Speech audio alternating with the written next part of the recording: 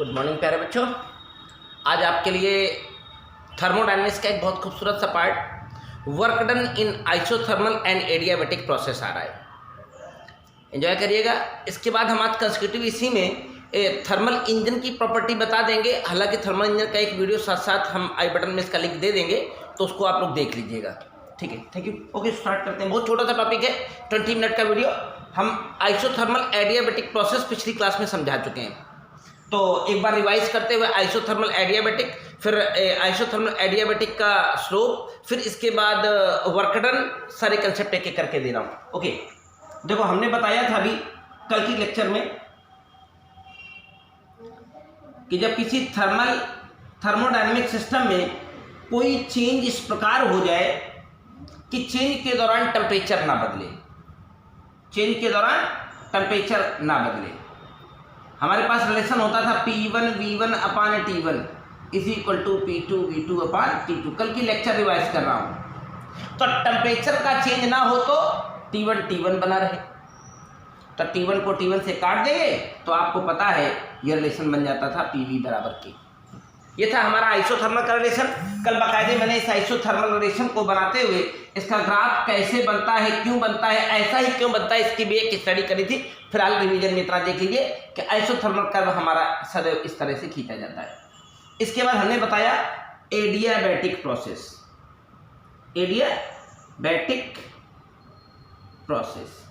तो इसमें हमने कल बाकायदे डिटेल डेरिवेशन दिया था कि एडियाबैटिक प्रोसेस क्या होता है। तो हमने बताया था when thermodynamic system change in such a manner there is no exchange of heat from surrounding to system, system to surrounding.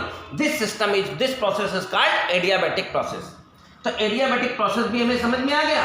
तो हमने इसको बाकायदे कल तो हालांकि डिराइव करके दिखाया था कि पीवी की power gamma is equal to constant होता है एडियाबैटिक के लिए। फिर इसी में कल हमने और दो रिलेशन अपडेट किए थे, तो टीवी की power gamma -1 is equal to constant. इसी को और चेंज किया था तो P की पावर 1 माइनस गामा, T की power gamma is equal to constant. ये तीन रिलेशन एडियाबैटिक के लिए आए थे। कल हमने यहाँ तक बता करके इस टॉपिक को फिनिश किया था। आज हम आपके लिए बताएंगे एडियाबैटिक और आइसोथर्मल प्रोसेस के स्लोप। तो नेक्स्ट टॉपिक हमारे पास है। सभी बच्चों को फिर से बता रहा हूँ, ये वीडियो देख लेंगे, देखने के बाद इसका स्क्रीन रोक करके अपना जहाँ पर रोकना चाहें, जहाँ पर पूरा लिख जाएगा, इसके नोट्स कंप्लीट करेंगे। ओके, तो टॉपिक है हमारा स्लोप ऑफ, बहुत डिटेल में डीप में मैं थर्मोडायनेमिक्स पढ़ा रहा हूं, समझ लीजिए। स्लोप ऑफ आइसोथर्मल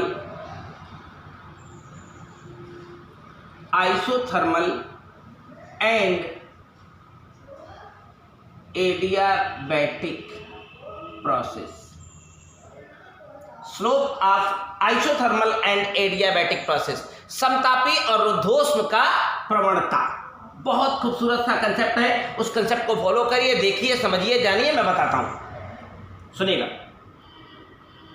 देखिए, हम तुमको थोड़ी सी फिजिक्स से, मैथ से कनेक्टिविटी देते हैं। देखिए, स्लोप जो वर्ड है ये एक्चुअली लाइन का वर्ड है। स्ट्रेट लाइन हम लोग पढ़ते हैं ना क्लास 11th में। तो स्ट्रेट लाइन एक्स एक्सिस के पॉजिटिव डायरेक्शन के साथ जो एंगल बनाती थी उसका tan जो है वही इसका स्लोप कहलाता था।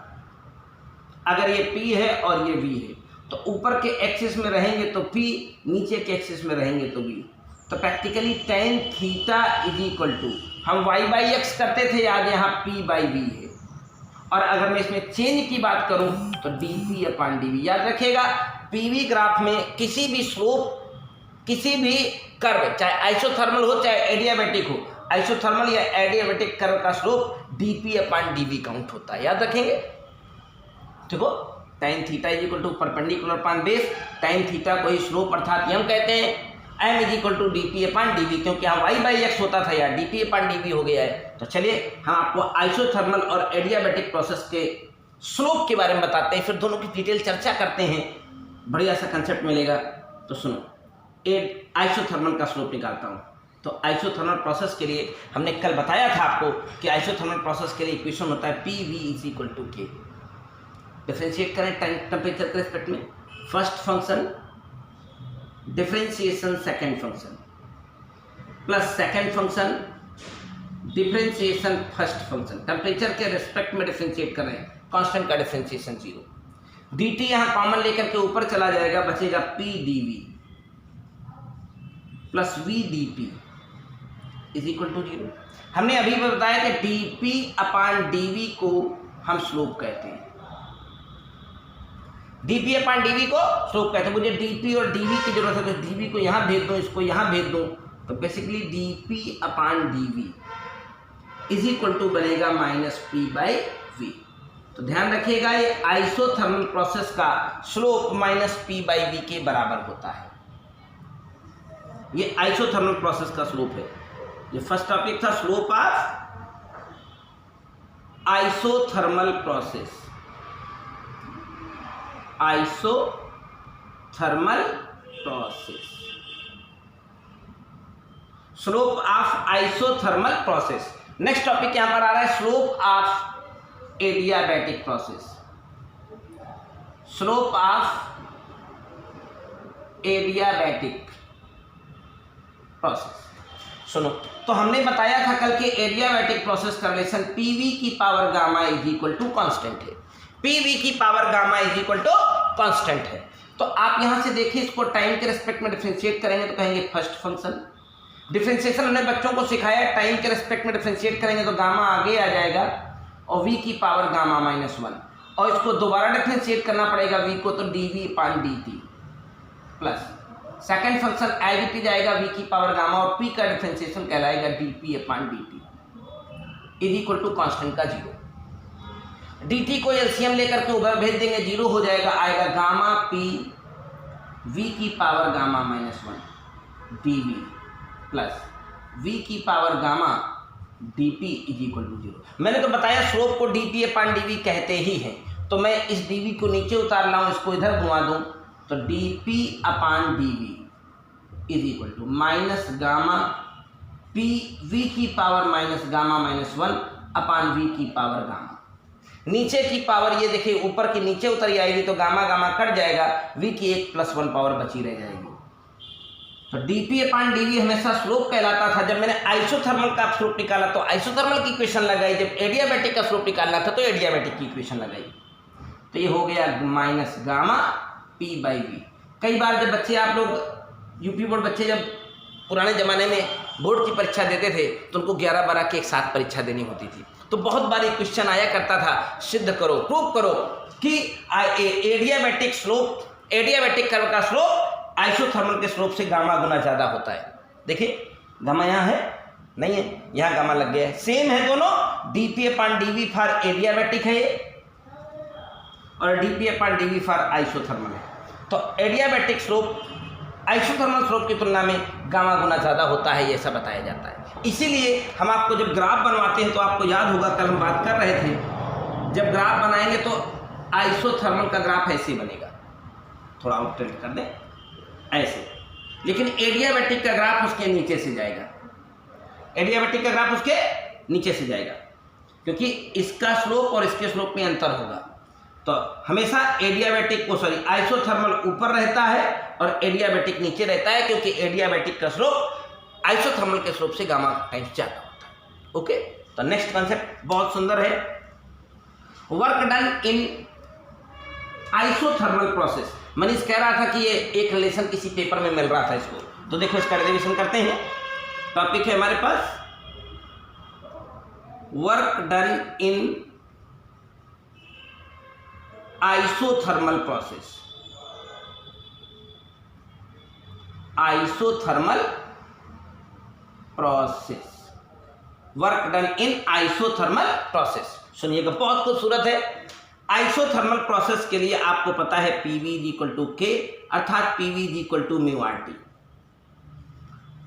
आइसोथर्मल में PV = K या PV = μRT होता है। और हम तो जब से थर्मोडाइनमिक्स पढ़ना शुरू किए हैं, वर्कडन का इस फार्मूले को अलावा छोड़ करके कोई वर्कडन का फार्मूला पढ़ा ही नहीं है। dW = PdV। तो अगर आप सब राय दें तो मैं P की जगह पर इस इक्वेशन 1 से μRT/V लिखना चाहता हूँ। देखो P की जगह पर μRT/V हो जाएगा, तो इस P का रोल हमने इसको दे दिया और यहाँ dV लिख दिया।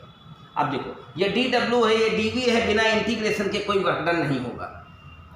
और तुमको पता है वॉल्यूम में जब चेंज आएगा तभी वर्कडन होता है, वॉल्यूम में चेंज नहीं आएगा वर्कडन नहीं होता है। तो यहाँ पर आइए, dW का वर्कडन W हो गया, μRT एज ए कांस्टेंट हो गए, बाहर बैठ गए। लॉग dv अपान v का इंटीग्रेशन हम बताते हैं तुमको एक चीज याद दिलाते हुए। अभी थोड़े दिन पहले तुमने डिफरेंशिएशन पढ़ा था, याद होगा, D by D x log x 1 upon x, याद है? नहीं है? अभी डिफरेंशिएशन ताजा था, D by D x log x 1 upon x E base पर। तो इंटीग्रेशन के बारे में मैंने बताया हमेशा डिफरेंशिएशन का उल्टा होता है मनीष। तो इस बाबू इसको हम यहाँ भेज देंगे dx को, और यहाँ एक चिड़िया बैठा देंगे, तो इसका इंटीग्रेशन यही होना चाहिए। तो अगर dx अपान x का इंटीग्रेशन log x होता है तो dv अपान v का इंटीग्रेशन log e बेस पर v होना चाहिए। और लिमिट खोलना तो सैकड़ों मरतबा सिखा चुका हूँ आपको, v1 से v2।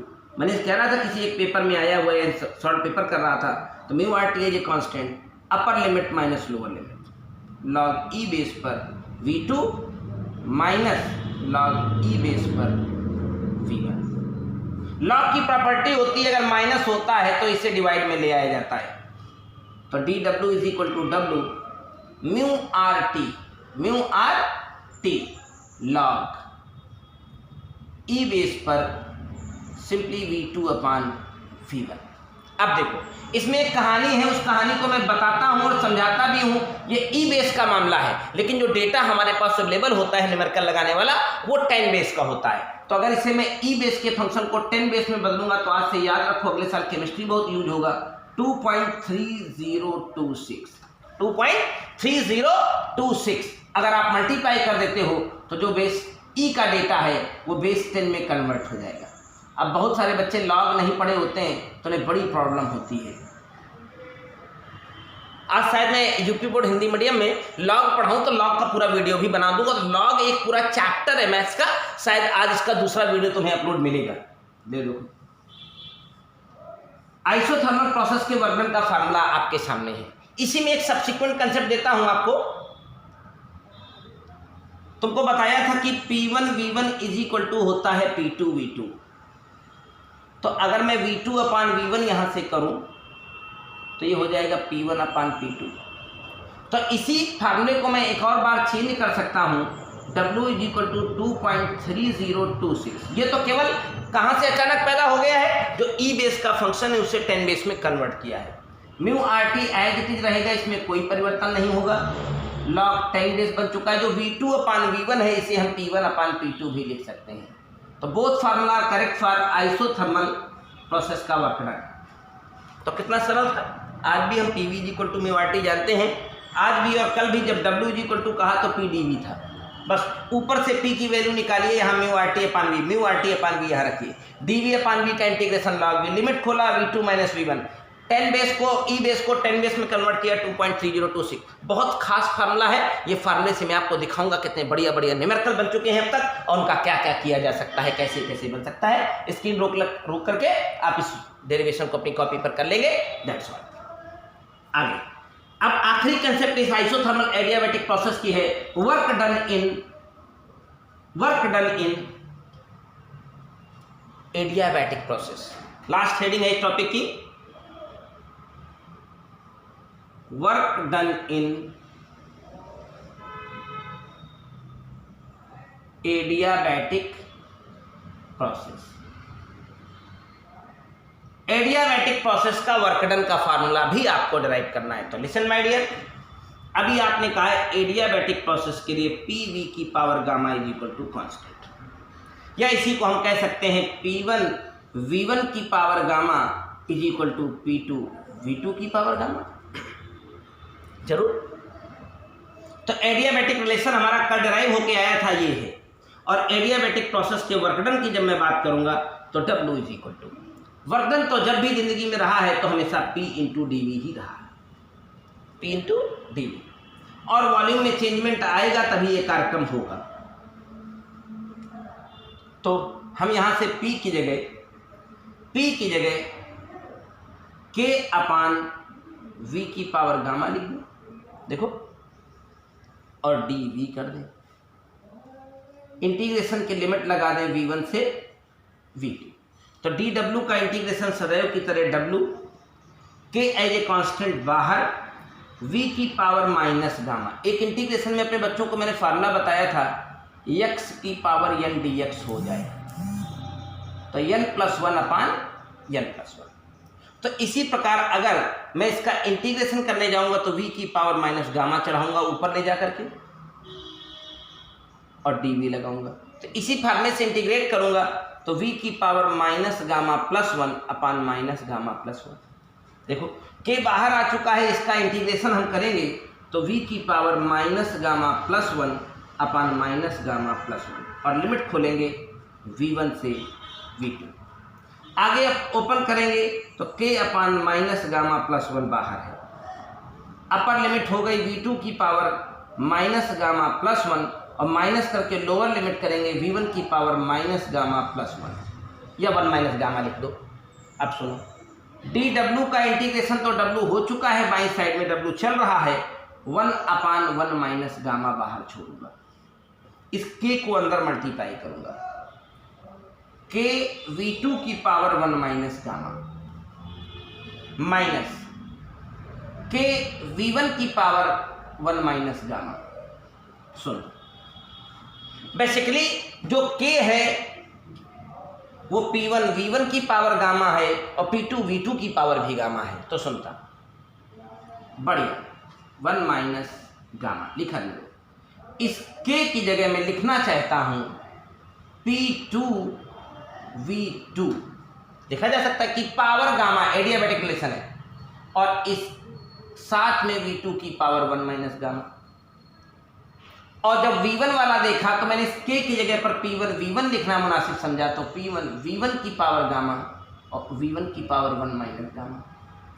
पढ़े लिखे आदमी हैं आप, इसको आगे बढ़ाएं तो देखिए बेस सेम होने पर पावर ऐड हो जाएगी, गामा प्लस माइनस कट जाएगा, बचा p2 v2 और वहां बचेगा p1 v1। देख पा रहे होंगे आप, गामा गामा उड़ जाएगा, गामा गामा उड़ जाएगा, 1 घात बचेगी।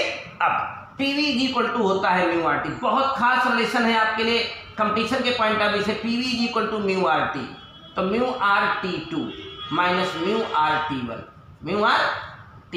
μR एज ए कांस्टेंट बाहर कर ले तो देखिए खूबसूरत सा वर्कडन का इक्वेशन एडियाबैटिक प्रोसेस का आपके सामने आ चुका है। 1/1 - गामा, μR को मैं बाहर ले रहा हूं और वहां बचा T2 - T1। जो महान फार्मूला है जो work done by adiabatic process आपके सामने आ चुका है। तो इस तरह से चैप्टर पूरा का पूरा ही हमने रिवाइज कर दिया। हमने आपको बताया एडियाबैटिक प्रोसेस क्या होता है, आइसोथर्मल प्रोसेस क्या होता है, एडियाबैटिक आइसोथर्मल प्रोसेस के स्लोप क्या होते हैं, एडियाबैटिक का वर्क डन क्या है, आइसोथर्मल का वर्क डन क्या है। ये पूरा हमारा थर्मोडायनेमिक्स का जो लास्ट पार्ट था, निचोड़ था, वो खत्म हो गया है। एक पार्ट इंजन बचा है, तो इंजन का एक वीडियो मैंने बना रखा है, हालांकि शायद कभी शेयर भी किया था मैंने उसे, नहीं भी शेयर किया होगा तो आज उसे मैं शेयर कर देता हूं दोबारा। पहले इसे देखना जो आज का है, जो बचा हुआ पार्ट था कल का, इसके बाद इंजन देख लेना, थर्मोडायनेमिक्स फिनिश हो जाएगी। कोई मिस नहीं करेगा, वीडियो देख करके क्या कहते हैं अपना नोट्स जरूर बनाएंगे। दैट्स ऑल, थैंक यू, जय हिंद।